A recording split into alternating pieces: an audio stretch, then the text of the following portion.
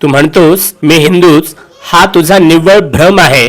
ज्या चौकटीत तुला कोंडले तो तर जातीयतेचा विषम आहे. हक्कांची पायवाट ज्यांनी तुझ्यासाठी कोरली, हक्कांची पायवाट ज्यांनी तुझ्यासाठी कोरली, त्या बाबासाहेबांची सावली सांग तू कुठे सोडली. मातंग आणि महार असा भेद ज्यांनी पेरला, त्यांच्याच कुटील नीतीने तुझा इतिहास पोखरला.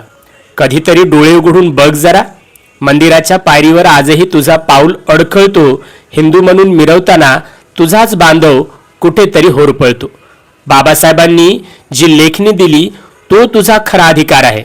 बाबासाहेबांनी जी लेखणी दिली तो तुझा खरा अधिकार आहे आणि तू मात्र अजूनही त्याच जुन्या साखळदंडाचा पाईक आहे. भीमराव केवळ एका जातीचे कधीच नव्हते झाले. भीमराव केवळ एका जातीचे कधीच नव्हते झाले.